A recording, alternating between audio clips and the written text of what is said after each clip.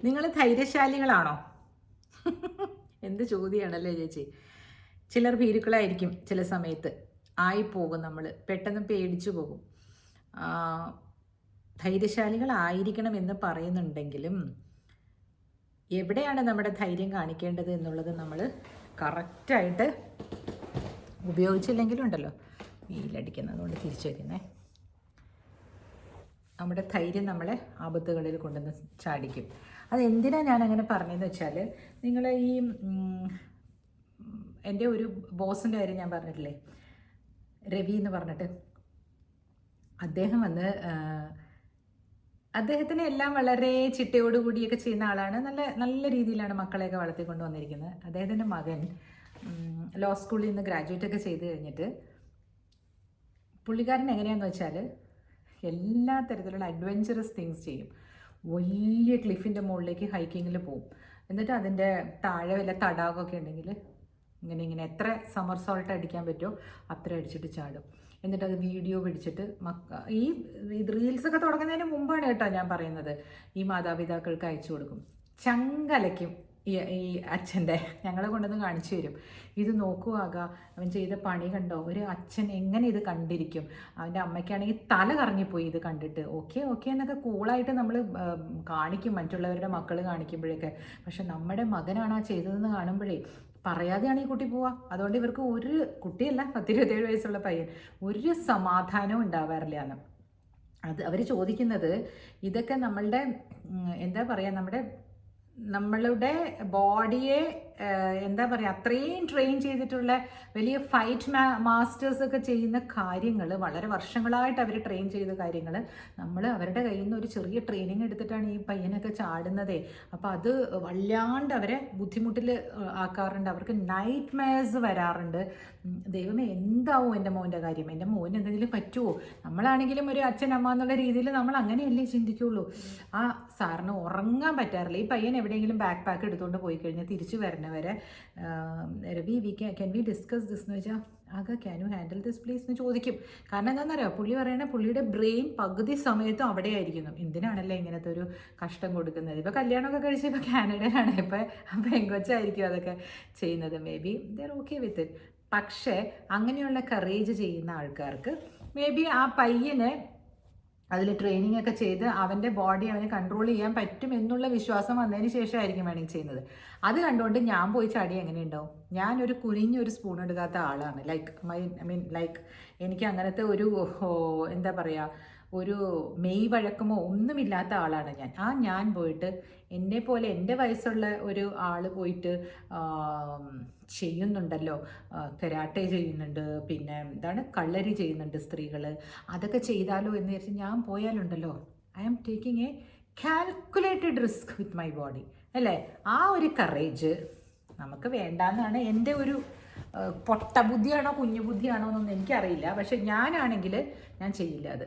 എനിക്കത് ചെയ്യാനുള്ള, അപ്പോൾ എനിക്കൊരു ആ കറേജ് ഉണ്ട്, എനിക്ക് ഭയങ്കര ധൈര്യമാണെന്ന് എൻ്റെ അമ്മ പറയും. പക്ഷേ ഇങ്ങനെയുള്ള ധൈര്യം എനിക്കില്ല. ഞാൻ ഈ ജയൻറ്റ് വീല് പോലെയൊക്കെ ഇങ്ങനെ ഈ കടന്ന് കറങ്ങുന്ന ഇതൊക്കെ ഇല്ലേ, സംഭവങ്ങളൊക്കെ ഇല്ലേ, അതിലൊന്നും ഞാൻ കയറില്ല. അതിലൊക്കെ കയറിയിട്ട് അത് മാനത്തോളം പൊങ്ങി കഴിഞ്ഞിട്ട് ആളുകൾ അത് പെട്ടെന്ന് ഇവർ താഴോട്ടിടും. എന്തൊരു അലർച്ചയാണ് അലറുന്നത്. പൈസ കൊടുത്തിട്ട് what kind of an excitement you are getting. ആളുകൾക്കുണ്ട്, ധൈര്യമുണ്ട്, ആ എക്സൈറ്റ്മെൻറ്റിന് വേണ്ടിയിട്ട് അവർ കയറുന്നുണ്ട്. അതിലൊരു പെങ്കൊച്ച് ആ ബെൽറ്റ് പൊട്ടിയിട്ട് തെറിച്ചു പോവുകയൊക്കെ ചെയ്തു. എവിടെയായിരുന്നു അത് എനിക്ക് ഓർമ്മയില്ല, ഞാനൊരു റീലിൽ കണ്ടതാണ്. അപ്പം ഞാൻ അന്നേരം ആലോചിച്ചു, ഇത് നമുക്ക് ആവശ്യമുള്ള കാര്യത്തിന് വേണ്ടിയിട്ടുള്ളൊരു ധൈര്യമല്ല, അല്ലേ? അതിന് കൊഴുപ്പെന്ന് പറയും. അത് എന്ത് ഭാഷയാണെന്ന് എനിക്കറിയില്ല, പക്ഷെ അത് തമിഴിൽ അങ്ങനെ പറയാറുണ്ട്. അത് മലയാളത്തിൽ അത് ചീത്ത ഭാഷയാണോ എന്ന് എനിക്കറിയില്ല കേട്ടോ. പക്ഷെ എന്നെ മാതിരി ഇത് കൊഴുപ്പ് താനേ, അഹങ്കാരമല്ലേ എന്നാണ് ചോദിക്കുന്നത്. ശരിയല്ലേ? അങ്ങനെ തോന്നാറുണ്ട്. കാരണം നമുക്ക് ആവശ്യമില്ലാത്ത കാര്യത്തിലേക്ക് നമ്മൾ കറേജിയസ് ആയിട്ട് കാണിച്ച് നമുക്ക് എന്ത് കിട്ടാനാണ് മറ്റുള്ളവരുടെ മുമ്പിൽ? ഇവർ ഭയങ്കര മിടുക്കിയാണ് കേട്ടോ, ചാടുന്ന കണ്ട ഈ ആളുകൾ ഇതിൽ പോയിട്ട് എന്തൊക്കെ ഡൈവിംഗ് ആണൊക്കെ ചെയ്യുന്നത്. സ്കൂബ ഡൈവിങ് ചെയ്യും. സ്കൂബ ഡൈവിങ് ചെയ്ത ഓഷ്യൻ്റെ അടിയിലേക്ക് പോയിട്ട് മത്സ്യങ്ങളുടെ കൂടെ നീന്തി നടക്കും. എനിക്കറിയില്ല എനിക്ക് അറിഞ്ഞുകൂടാ, എനിക്ക് ധൈര്യമില്ല. അക്കാര്യത്തിൽ എനിക്ക് ധൈര്യമേ ഇല്ല. ധൈര്യശാലി എന്ന് എൻ്റെ അമ്മ വിളിക്കുന്ന ഞാൻ ഇക്കാര്യത്തിൽ സറണ്ടർ, എനിക്ക് ധൈര്യമില്ല എന്ന് നിങ്ങൾ വിചാരിച്ചോളൂ. പിന്നെ എന്താണ് സ്കൈ ഡൈവിങ് അല്ലേ, എന്താണ് മുകളിൽ പോയിട്ട് മോളിൽ നിന്ന് താഴോട്ട് എടുത്ത് ചാടുന്നത്, പാരഷൂട്ട് വിരിയുന്നതും താഴോട്ട് ഇറങ്ങുന്നതും, I don't know, I am not for all this adventurous things കേട്ടോ. ഒരു വെറുതെ ഇങ്ങനെ പെഡലിങ് ചെയ്തു പോകുന്ന ബോട്ടില്ലേ, അതുപോലും എടുക്കാൻ എനിക്ക് ധൈര്യമില്ലാത്ത ആളാണ് ഞാൻ. അതേപോലെ ഈ ഒരു ഇങ്ങനെ വട്ടത്തിലുള്ള തൊട്ടിയിൽ കയറിയിരുന്നിട്ട്, എനിക്ക് ആ തൊട്ടിയുടെ കാര്യം പറയുമ്പോൾ ഓർമ്മ വരുന്നതേ, കുற்றாലത്ത് എല്ലാവരും അങ്ങനെ പോകുന്നതിൻ്റെ സീനൊക്കെ കാണാറില്ലേ, ഓർമ്മ വരുന്നത് നമ്മുടെ സിൽക്ക് സ്മിത അഥർവം എന്ന് പറഞ്ഞ സിനിമയിൽ നല്ലൊരു പാട്ട് വെച്ചിട്ട് ഇങ്ങനെ തുഴഞ്ഞു വരുന്നില്ലേ, എന്ത് രസമാണ് അത്. ആ പാട്ട് കാണുമ്പോൾ നമ്മൾ ആ സീനറിയൊക്കെ കാണുമ്പോൾ നമുക്ക് തോന്നും അങ്ങനെ കൊട്ടയിൽ കയറിയിരുന്ന് ഒന്ന് തുഴഞ്ഞ് അങ്ങനെയൊക്കെ പാട്ട് പാടി പോവാന്ന്. പക്ഷേ നമ്മൾ കയറിക്കഴിഞ്ഞാൽ അതിൻ്റെ അടിയിൽ അവർ കയറിട്ട് വലിക്കുന്നതാണ്. നമ്മൾ കയറിയിട്ട് ആ കയറിക്കുമെന്ന് അവർ പറയുമായിരിക്കും, നീന്താൻ അറിയാം എന്നുള്ളൊരു ധാരണയിലായിരിക്കും അവിടെയുള്ള ആളുകൾ നമ്മളെ അതിനകത്ത് കയറ്റി വിടുന്നത്. എനിക്ക് നീന്താൻ അറിഞ്ഞൂടാ, ഞാൻ അതിനകത്തേക്ക് ഞാൻ ശ്രമിച്ചിട്ട് പോലുമില്ല. എനിക്ക് വെള്ളം എന്ന് പറയുന്ന സാധനം, വെള്ളം എന്ന് പറയുന്ന ഒരവസ്ഥയുണ്ടല്ലോ നമ്മുടെ കൈകളിൽ, നമുക്ക് ഒന്നും ചെയ്യാൻ പറ്റില്ല ഒരു ബാത്ത് ടബിലാണെങ്കിൽ പോലും. അതുകൊണ്ട് വീടുകളിൽ ബാത്ത് ടബ് വയ്ക്കുന്നതിനും ഞാൻ ഭയങ്കര എതിരാണ് കേട്ടോ. എനിക്കത് പണ്ടേ എനിക്കങ്ങനെ ഒരു തോന്നൽ ഉണ്ടായിട്ടുണ്ട്. ഞാൻ പറഞ്ഞില്ലേ, ഞാൻ ആദ്യം ഒരു കോൺഫറൻസിന് വേണ്ടിയിട്ട് US പോയപ്പോൾ നമ്മളുടെ രീതികളല്ലല്ലോ അവിടുത്തെ കുളിക്കുന്ന രീതികളിലൊക്കെ ഇങ്ങനെ വെള്ളം നിറച്ചിട്ടിട്ട് എല്ലാവരും അതിനകത്തേക്ക് മുങ്ങിയിട്ട് കിടന്നിട്ട് ബാത്ത് ടബിൽ നിറച്ചിട്ട് എങ്ങനെയൊക്കെയാണ് നമ്മളും അതൊക്കെ ഒന്ന് ചെയ്യാമെന്നൊക്കെ വിചാരിച്ച് ചെയ്തിട്ട് ഒറ്റയ്ക്കല്ലേ റൂംസിലൊക്കെ നല്ല ഹോട്ടൽസിലായിരുന്നു കേട്ടോ. അന്ന് ഞങ്ങൾ ഹിൽട്ടൺ എന്ന് പറഞ്ഞ ഹോട്ടലിലായിരുന്നു താമസിച്ചിരുന്നത്. അപ്പോൾ അവിടെ നല്ല ബാത്ത് ടബും അതിൻ്റെ സൈഡിൽ നല്ല ബബിൾ സോപ്പും ഒക്കെ വെച്ചിട്ടുണ്ട്. ഞാൻ അതിനകത്തെല്ലാം നിറച്ചിട്ട് എനിക്ക് എത്ര വയസ്സുണ്ടാവും, അന്നൊരു 35 ഇയേഴ്സ് ഉണ്ടാവും. വെരി ഹെൽത്തി ആണല്ലോ. അപ്പോൾ ഞാൻ മദ്യപിക്കില്ല, അങ്ങനെയുള്ള യാതൊരു ദുശീലങ്ങളും ഇല്ല, എനിക്കൊന്നുമില്ല. അപ്പോൾ ഞാൻ എല്ലാം ഈ കോൺഫറൻസൊക്കെ കഴിഞ്ഞ് കഴിഞ്ഞ് നമ്മൾ നടക്കുമല്ലേ, അപ്പോൾ മേലൊക്കെ വേദന എടുക്കും. പിന്നെ അവിടുത്തെ വെതർ വാസ് ലൈക്ക് നമുക്ക് തണുപ്പാണ്. ഞങ്ങൾ ഈ മദ്രാസിൽ നിന്ന് പോകുന്നവർക്കൊക്കെ അത് ഭയങ്കര തണുപ്പായിട്ട് തോന്നും. 16 ഡിഗ്രി ആയിരുന്നു, മൈനസ് അല്ല കേട്ടോ, വെറും 16 ഡിഗ്രി. അപ്പോൾ 16 ഡിഗ്രി നമുക്ക് തണുപ്പായിട്ട് തോന്നും. നമുക്ക് ആ മെയ് മാസത്തിലൊക്കെ മദ്രാസ് കത്തി നിൽക്കുന്ന സമയമാണ്. 40 ഡിഗ്രിക്കുള്ളവരാണ് ഞങ്ങൾ മെയ്യിൽ ന്യൂയോർക്കിലൊക്കെ പോയപ്പോൾ. ആ സമയത്ത് ന്യൂയോർക്കല്ലേ ഫസ്റ്റ് പോയത്, സാൻ ഫ്രാൻസിസ്കോ, അവിടെയായിരുന്നു ഈ കോൺഫറൻസ്. അവിടെ ഇതുപോലെ താമസിച്ചപ്പോൾ ഇല്ലേ, എൻ്റെ ദൈവമേ, അതിൻ്റെ ഉള്ളിലേക്ക് ഞാൻ സ്കിഡ് ചെയ്തങ്ങ് പോയി എന്ന് പറഞ്ഞാൽ നമ്മളിങ്ങനെ കിടക്കല്ലേ മലന്ന്. ഞാൻ ഇങ്ങനെ ഒരു മിനിറ്റ് നമ്മളുടെ മൂക്കിൻ്റെ ഇങ്ങോട്ട് ആക്കി അങ്ങോട്ട് വെള്ളം കയറില്ലേ, നമ്മളുടെ തലയുടെ ഇങ്ങനെ നമ്മളിങ്ങനെ കിടക്കുന്നത്, പക്ഷെ ഇങ്ങനെ അങ്ങോട്ട് സ്ലൈഡായി പോയി. എന്തൊരു പരവേശമായിരുന്നു എന്നറിയോ എനിക്ക്. അതിൽ മുങ്ങിച്ചാവൊന്നുമില്ല, പക്ഷെ വെള്ളം ഇതിൻ്റെ ഉള്ളിൽ പോയി കഴിഞ്ഞാൽ ബോധം കെട്ടി പോയാൽ എന്ത് ചെയ്യും. അപ്പോൾ എനിക്ക് എപ്പോഴും അത് കഴിഞ്ഞ് കഴിയുമ്പോൾ എനിക്ക് പേടിയാണ്. ഞാനത് കാരണം ആ വെഞ്ചറിങ് നിർത്തിയായിരുന്നു. കുറേ നാൾ ഞാനത് ചെയ്യില്ലായിരുന്നു. ഒറ്റയ്ക്കൊക്കെ പോകുമ്പോഴേ എന്തിനാണ് ഈ റിസ്ക് എടുക്കുന്നതെന്ന്. അത് തന്നെ ഞാൻ എപ്പോഴും ഈ ശ്രീദേവി ഇല്ലേ, നമ്മുടെ ശ്രീദേവി നടി മരിച്ചു പോയപ്പോൾ ജുമൈറ പാർക്കിലോ വലിയൊരു 5 സ്റ്റാർ ഹോട്ടലിലാണല്ലോ ദുബായിൽ. സോ ആ ഹോട്ടലിലെ സൂട്ട് റൂമിലെ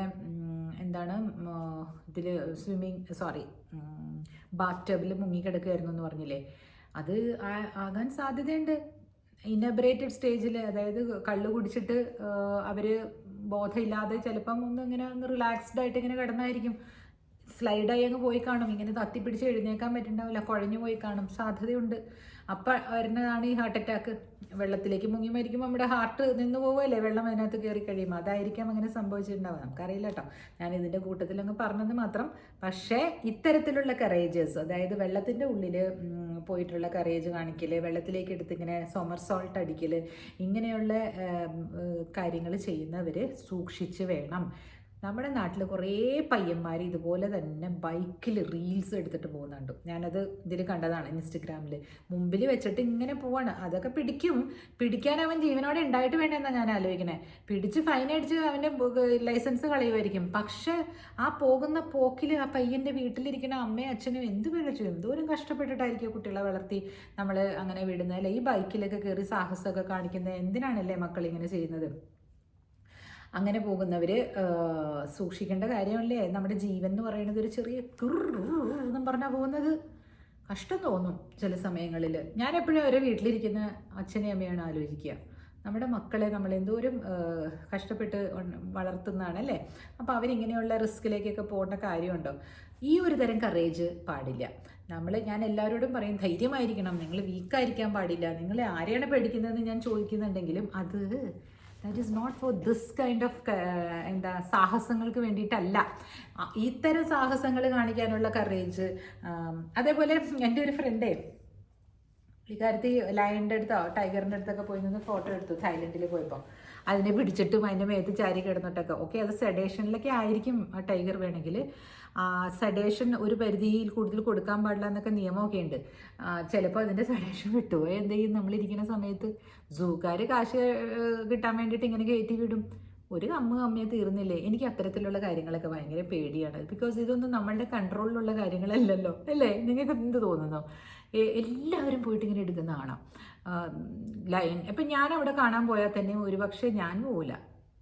ഞാൻ ഒരുപക്ഷെ സൂവേ കാണാൻ പോകുന്ന എനിക്ക് തോന്നുന്നില്ല. ക്യാപ്റ്റിവിറ്റിയിലിരിക്കുന്ന മൃഗങ്ങളെ കാണാൻ എനിക്ക് യാതൊരു ഇൻട്രസ്റ്റും ഇല്ല. അതുങ്ങൾ എന്തുമാത്രം സപ്രസ്ഡ് ആയിട്ടായിരിക്കും അതിലിരിക്കുന്നത്. ഈ ഒരു മിനിറ്റിൻ്റെ ഈ സെഡേഷൻ കൊടുക്കാൻ പാടില്ല, അവർ ട്രെയിൻഡ് ആണ് എന്നാണ് പറയുന്നതെങ്കിൽ അവരെ നല്ലോണം ഫുഡ് കഴിപ്പിച്ചിട്ടൊക്കെ കയറ്റി കിടത്തോത്ര, പിന്നെ അവർ ഉപദ്രവിക്കില്ല എന്ന്.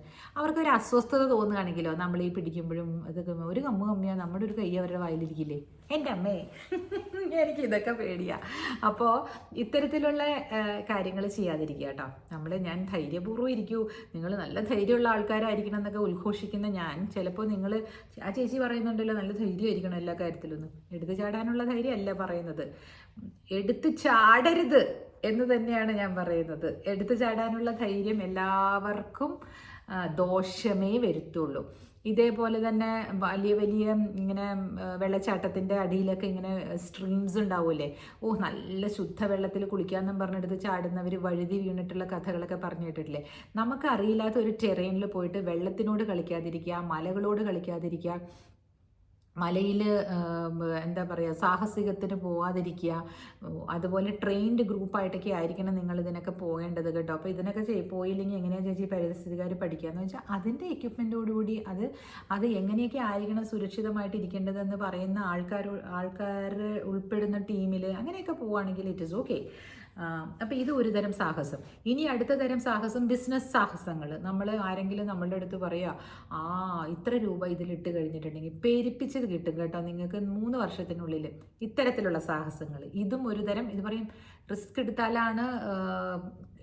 എടുത്താലാണ് ബെനിഫിറ്റ്സ് ഉണ്ടാവുള്ളൂ എന്ന് ഞാനും പറയാറുണ്ട്. പക്ഷേ അത് എങ്ങനെയുള്ള റിസ്ക് ആയിരിക്കണം? Calculated risk. ഫോർ എക്സാമ്പിൾ, കഴിഞ്ഞ മാസം നിങ്ങൾക്ക് ഒരു പറമ്പ് വിറ്റ് കിട്ടിയപ്പോൾ നിങ്ങൾക്ക് ഒരു 25 ലക്ഷം കിട്ടി. അത് എന്തെങ്കിലും ആവട്ടെ, അത്രയും നാൾ ബാങ്കിൽ ഇരുന്നാലും അത്രയും പലിശയിലേ കിട്ടാൻ പോകുള്ളൂ. നമ്മൾ റീഇൻവെസ്റ്റ് ചെയ്യാനായിട്ട് ഇനി ഒരു നല്ല സ്ഥലമൊക്കെ കണ്ടുവയ്ക്കണവരെ നമുക്ക് ഗോൾഡിലങ്ങ് വെക്കാം. അന്നേരം നോക്കാമെന്നേ, ഗോൾഡിൻ്റെ പ്രൈസ് കൂടുകയോ കുറയോ അന്നേരം നോക്കാമെന്ന് പറഞ്ഞ് റിസ്ക് എടുത്തിരുന്നെങ്കിലോ അല്ലേ? അതാണ് ഞാൻ പറയാം. ചിലപ്പോൾ കുറയാം. ആ റിസ്കിന് നമുക്ക് തടയിടാനുള്ള ഒരു ഹെഡ്ജിങ് ഇഫക്റ്റോട് കൂടിയിട്ടുള്ള കാര്യങ്ങൾ നമ്മൾ ചെയ്യണം. ഇപ്പോൾ നമ്മുടെ കയ്യിലൊരു 100 പവൻ മേടിക്കാനുള്ള 50 ലക്ഷം രൂപ ഉണ്ടായിരുന്നെങ്കിൽ നമ്മൾ 25 ലക്ഷം മേടിച്ചാൽ മതി. അപ്പോൾ 25 പോവുള്ളൂ എന്നുള്ള ആ രീതിയിലുള്ള റിസ്ക് ഒക്കെയാണ് കേട്ടോ ഞാൻ പറയണേ. കറേജിയസ് ആയിട്ട് എടുക്കണം. അല്ലെങ്കിൽ ഒരു സ്റ്റെപ്പ് നമ്മൾ മുമ്പോട്ട് വയ്ക്കാനായിട്ട് നമ്മൾ ധൈര്യം കാണിക്കണം. അതാണ് ഞാൻ ഉദ്ദേശിക്കുന്ന ഒരു കറേജും ഇതും. അല്ലാതെ അറിഞ്ഞു വെച്ചുകൊണ്ട് ഇങ്ങനെ മലയുടെ മുകളിൽ പോയി ചാടി കഴുത്തുളുക്കിയിട്ട് എന്താ ധൈര്യം കാണിക്കാൻ പോയതാന്ന് പറയരുത് കേട്ടോ. അതിന് മണ്ടത്തരം എന്നാണ് പറയുക കേട്ടോ. നിങ്ങളുടെ ധൈര്യം നിങ്ങളെ മണ്ടത്തരത്തിൽ ചെന്ന് ചാടിക്കുന്ന ഒരവസ്ഥയാണ് ഞാൻ പറഞ്ഞത്. ഈ പറഞ്ഞ പോലെ പൈസ ഇരട്ടിപ്പിക്കാൻ. ഇപ്പോൾ ഇതുപോലെ തന്നെ പല ആൾക്കാരും ഇതിനകത്ത് പറയുന്നുണ്ട് നിങ്ങൾക്ക് ഗോൾഡ് ആഭരണങ്ങൾ. ഇപ്പം ഞാൻ കണ്ടതാട്ടോ, ഗോൾഡ് ആഭരണങ്ങൾ വാങ്ങിക്കണമെങ്കിൽ നിങ്ങളെന്നാൽ ഒരു കാര്യം ചെയ്യൂ, 9 ക്യാരറ്റിൻ്റെ കിട്ടും, അത് മേടിച്ചോളൂ. അപ്പോൾ ഗോൾഡായി, അതിന് റീസെയിൽ വാല്യൂ ഉണ്ട്. ആ 9K ഇപ്പം ഉണ്ട് എന്നൊക്കെ പറയുന്നത്. അതിലൊന്നും നിങ്ങൾ പോയി ചാടണ്ട കേട്ടോ. എന്താണെന്നറിയോ? എന്തിനാണ് അങ്ങനെ ഗോൾഡ് വാങ്ങിക്കുന്നത്? പ്യൂരിറ്റി ഉള്ള സാധനം തന്നെ വാങ്ങിക്കൂ. 22 ക്യാരറ്റ് അതാണ് നമ്മൾ പ്യൂരിറ്റി ഉള്ളത്. 24 ക്യാരറ്റ് ബിസ്ക്കറ്റ് അല്ലേ, അതുകൊണ്ട് 22 ക്യാരറ്റിൻ്റെ സാധാരണ 1 ഗ്രാം ആണെങ്കിലും അത് മേടിക്കൂ. അത് ഏത് ജ്വല്ലറിയും എടുക്കും. 9 ക്യാരറ്റിൻ്റെയും 18 ക്യാരറ്റിൻ്റെയൊക്കെ മേടിച്ചു കഴിഞ്ഞാൽ ചിലപ്പോൾ എല്ലാ ജ്വല്ലറീസും എടുക്കില്ല. അവിടെ തന്നെ പോയി നമ്മൾ ആ മേടിച്ച ജ്വല്ലറിയിൽ ചിലപ്പോൾ ആ ജ്വല്ലറി ബിസിനസ്സിൽ അത് പൂട്ടിപ്പോയിട്ടുണ്ടെങ്കിൽ എന്ത് ചെയ്യും? അല്ലെങ്കിൽ അത് ഇൻവെസ്റ്റ്മെൻ്റ് ആയിട്ടായിരിക്കരുത്, വെറുതെ ധരിച്ച് ഭംഗി കാണിക്കാൻ വേണ്ടി മാത്രമായിരിക്കണം. ഞാൻ വാങ്ങിച്ചത് ഇത് ഒരെണ്ണം 18 ക്യാരറ്റാണ് കേട്ടോ. ഇത് എനിക്ക് ഈ ആൽഫബറ്റ് ഇടാൻ വേണ്ടിയിട്ട് ആഗ ഒരെണ്ണം ഞാൻ ആദ്യം മേടിച്ചായിരുന്നു, എ, പിന്നെ അത് കഴിഞ്ഞ് എയും കൂടെ ചേർത്ത് ആഗ അരവിന്ദ്, അങ്ങനെ 2 എണ്ണം. അപ്പോൾ ഇത് ഒരു എൻ്റെ ഒരു ആഗ്രഹത്തിന് വേണ്ടിയിട്ടെന്നുള്ളതല്ലാണ്ട് ഇത് ചിലപ്പോൾ ഇവിടെയുള്ള ഈ ജ്വല്ലറി തന്നെ കൊടുത്താൽ മാറ്റി എനിക്ക് വാങ്ങിക്കാൻ പറ്റുമായിരിക്കും ഇത് കുറച്ച് നാൾ കഴിയുമ്പോൾ. ഇതിനൊക്കെ അത്രയ്ക്ക് മൂല്യമല്ലേ, നമ്മൾ ഇൻവെസ്റ്റ്മെൻറ്റ് മാത്രമല്ലേ ചെയ്യണുള്ളൂ. അതുകൊണ്ട് അങ്ങനെ ഇൻവെസ്റ്റ് ചെയ്യുമ്പോൾ അത് നിങ്ങളുടെ സന്തോഷത്തിന് വേണ്ടിയിട്ടുള്ള ഇൻവെസ്റ്റ്മെൻ്റ് ആയിരിക്കണം. നിങ്ങളെ സന്തോഷിപ്പിക്കാൻ വേണ്ടി, നിങ്ങളിത് ധരിക്കുമ്പോൾ കിട്ടുന്ന ഒരു സന്തോഷത്തിന് വേണ്ടിയിട്ടുള്ള ഇൻവെസ്റ്റ്മെൻറ്റിന് വേണ്ടിയിട്ട് കറേജിയസ് ആയിട്ട് അതിലേക്ക് ഇട്ടുള്ളൂ. അല്ലാതെ 9 ക്യാരറ്റിൻ്റെ മേടിക്കൂ എന്നൊക്കെ ഇവർ പറയുമ്പോൾ യൂസ് യുവർ ബ്രെയിൻസ്. നമുക്ക് അങ്ങനെയുള്ള ഗോൾഡ് ഇട്ടിട്ട് എന്തിനാണ് അല്ലേ? എന്നാൽ പിന്നെ സിൽവർ ഇട്ടാൽ പോരെ. സിൽവർ അതിലും നല്ലൊരു മെറ്റലാണ്. ലൈക്ക് സിൽവറിനും വാല്യൂസ് ഉണ്ട് കേട്ടോ. ഞാൻ ഇന്നലെ ഇതിനകത്ത് പറഞ്ഞില്ലേ. അപ്പോൾ കറേജിനെ പറ്റിയിട്ടാണ് എനിക്ക് പറയേണ്ടത്. എടുത്തുചാട്ടം ചാടിയിട്ട് ഞാൻ ധൈര്യശാലിയായിട്ടാണ് ഇത് ചെയ്യുന്നതെന്ന് ഒരിക്കലും പറയരുത്. എടുത്ത് ചാടരുത്.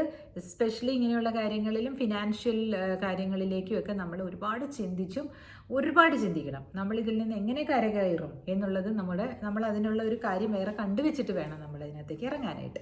സോ ഇത് എന്താ പറയുക, സ്ത്രീകൾക്ക് മാത്രമല്ല ആപ്ലിക്കബിൾ, ആണുങ്ങൾക്കും കൂടെയാണ് കേട്ടോ മൊത്തം ആപ്ലിക്കബിൾ. സ്ത്രീകൾ അധികം ബിസിനസ്സുകൾ, അവരെന്ത് ബിസിനസ് ചെയ്യാനാണ്, അധികം സ്വർണ്ണക്കട തുടങ്ങുമായിരിക്കും അല്ലേ. അത് നല്ലതാ, എനിക്കിഷ്ടമാണ്. കാരണം എന്താണെന്ന് പറയട്ടെ, അതിനകത്ത് നമുക്ക് നഷ്ടം വരാൻ സാധ്യതയില്ല, ചീഞ്ഞു ഒളിഞ്ഞും പോകുന്നതല്ലല്ലോ. തുണിക്കടയാണെങ്കിൽ കുറേ നാൾ കഴിയുമ്പോൾ തുണിയൊക്കെ ഔട്ട് ഓഫ് ഫാഷനായി കഴിയുമ്പോൾ ചിലപ്പോൾ മേടിക്കാതെ ആവും ആളുകൾ അല്ലേ. അപ്പം ആ തുണിക്കട, ചില ആൾക്കാർ ആ തുണി വെച്ച് എന്ത് ചെയ്യാൻ പറ്റും? ദേ വിൽ മേക്ക് മാട്രസസ്, നല്ല ഭംഗിയുള്ള കിൽറ്റ് ഉണ്ടാക്കും, നല്ല കേർട്ടൻസ് ഉണ്ടാക്കും. അങ്ങനെയുള്ള ആളുകളൊക്കെ ഉണ്ട് കേട്ടോ. റീസൈക്ലിങ് ചെറിയ കടകളൊക്കെയാണ്. വലിയ കടയൊക്കെ ആണെങ്കിൽ അങ്ങനെയൊന്നും പറ്റില്ലല്ലോ. പിന്നെ ചില കാര്യങ്ങൾ ചെയ്യുന്ന ആൾക്കാരെ എനിക്കറിയാം കേട്ടോ. ഞാൻ അങ്ങനെ കേട്ടിട്ടുണ്ട്. ചിലർ എന്ത് ചെയ്യുന്നു വെച്ചാൽ, ഈ തുണിക്കടയില്ലേ, തുണിക്കടയ്ക്കൊക്കെ തീയിട്ട കഥയൊക്കെ കേട്ടിട്ടുണ്ട് ഞാൻ. തുണിക്കട വന്നിട്ട് എവിടെ ആരോ വിളിക്കുന്നുണ്ട്, അത് ഞാനിങ്ങനെ നോക്കിയത്. തുണിക്കട ശരവണ ഭവൻ തുണിക്കടയില്ലേ, അത് തീയിട്ടതാണെന്നൊക്കെ പറഞ്ഞു. പണ്ട് കുറേ ഇങ്ങനെ തുണികൾ വന്നു കഴിയുമ്പോൾ അവർക്ക് ഇൻഷുറൻസ് തുക എടുക്കാനായിട്ട്, അറിയില്ല കേട്ടോ ഇതൊക്കെ സത്യമാണോ അതോ കരക്കമ്പിയാണോ. നമ്മളിനിയിപ്പോൾ ഇത് പറഞ്ഞ് അവരുടെ ബിസിനസ് അവരുടെ റെപ്യൂട്ടേഷൻ കളഞ്ഞു എന്നൊക്കെ പറയണ്ട. എനിക്കതൊന്നും അറിയാൻ വയ്യാത്ത കാര്യമാണ്. പക്ഷേ ഇങ്ങനെയൊക്കെ കേട്ടിട്ടുണ്ട് എന്നാണ് പറഞ്ഞത്. അതായത് ഞാൻ പറഞ്ഞുണ്ടാക്കിയതല്ലേ, ഇതിനകത്ത് വന്നായിരുന്നു, ന്യൂസിലൊക്കെ വന്ന കാര്യങ്ങളാണ്. പിന്നൊരു കാര്യം, ന്യൂസിലും അവിടെ ഇവിടെയൊക്കെ വന്ന കാര്യം ആയതുകൊണ്ട് നമുക്ക് പറയാം. അതല്ലാതെ വേറെ ഒരു കാര്യം എന്നോട് ഇന്ന ആൾ പറഞ്ഞതാണെന്ന് വെച്ച് പറഞ്ഞേക്കല്ലേ, ഗോസിപ്പ് ചെയ്യരുത്. അങ്ങനെയുള്ള ഗോസിപ്പുകൾ ചെയ്താൽ കേസ് വരും. അപ്പോൾ പറഞ്ഞു വന്നപ്പോൾ പരന്നു പോയെന്ന് മാത്രം. My takeaway is, courage വേണം, പക്ഷേ കറേജിയസ് ആയിരിക്കേണ്ടതും ഫുൾ സ്റ്റോപ്പ് ഇടേണ്ടതും എവിടെയാണെന്നുള്ളത് നിങ്ങൾ തന്നെ തീരുമാനിക്കണം. Okay, see you tomorrow.